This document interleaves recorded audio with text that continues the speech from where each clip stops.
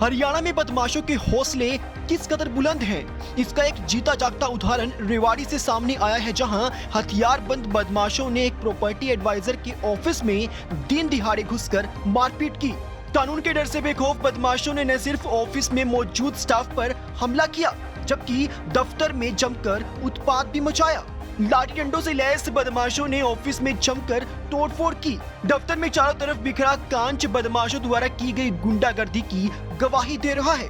वहीं जमीन पर बिखरा हुआ खून भी हमलावरों द्वारा की गई बर्बरता को बयां कर रहा है। बता दें कि मारपीट की यह पूरी घटना प्रॉपर्टी ऑफिस के बाहर लगे सीसीटीवी कैमरे में कैद हो गई है। शहर के पोसवाल चौक पर रियल एस्टेट नाम से एक दफ्तर चलाने वाले सचिन ने बताया कि इस हमले में उनकी ऑफिस में काम करने वाला एक युवक गंभीर रूप से घायल हो गया है। उन्होंने बताया कि हमलावर जाते समय अपने साथ 24,000 रुपए कैश भी छीन कर ले गए। सचिन ने बताया कि उन्होंने ऑफिस के बाहर भागकर अपनी जान बचाई।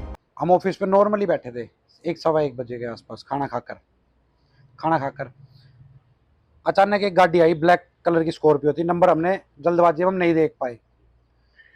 लाठी डंडे कुहाड़िए ये तो हमने देखे थे हथियार। आते ही पहले एक लड़के ने मेरे से बात करी है, अन्ना नाम का था। मैं बोला भाई क्या बात हो गई? बोला तूने उस दिन ठीक नहीं करा। मैं बोला भाई क्या बात हो गई, किसने भेजो? बोलो अमन धनोरा और जस्सू धनोरा और जब्बू धनोरा, ये तीनों चाचाताऊ हैं, इन्होंने भेजे।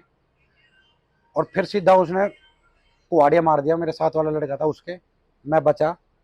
मैंने ऑफिस से निकल कर अपनी जान बचाई और लठों से और डंडों से सबकी पिटाई करी और एक लड़के की ज़्यादा लग गई। मातृका हॉस्पिटल में एडमिट कराया, वहाँ से रेफर कर दिया। अब ट्रामा सेंटर के अंदर उसका इलाज चल रहा है, उसका ऑपरेशन चल रहा है, 1 घंटे का ऑपरेशन है। आपके यहाँ शीशे वगैरह भी लगे हुए? सारे शीशे तोड़ गए।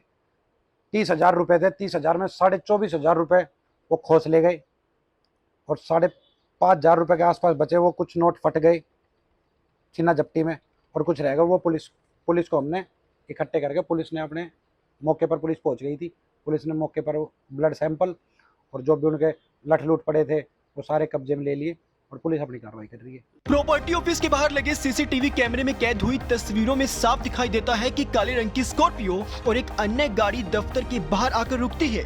दोनों गाड़ियों के पीछे पीछे 2 युवक एक मोटरसाइकिल पर पहुंचते हैं।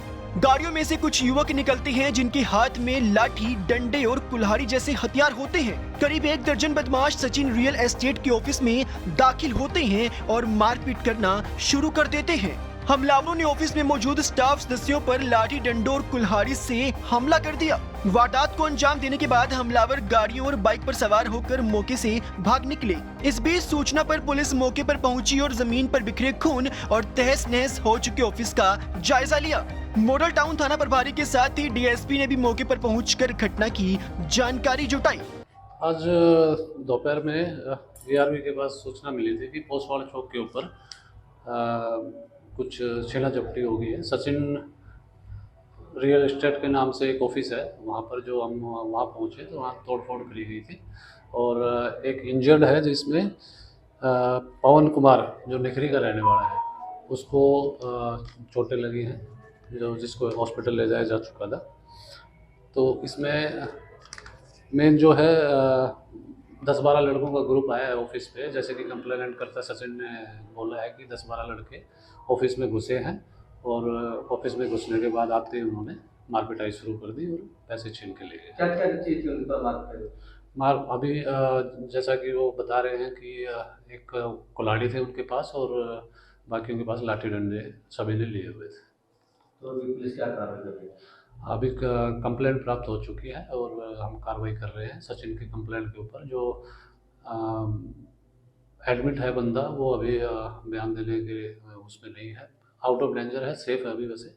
लेकिन सचिन जो जिसका ऑफिस है उसके कंप्लेंट के ऊपर हम कार्रवाई कर रहे हैं। रियल एस्टेट के मालिक सचिन की माने तो इस हमले के पीछे गांव धनोरा निवासी अमन, जस्सू और झप्पू का हाथ है। यह बात उसे हमलावरों ने ही बताई है।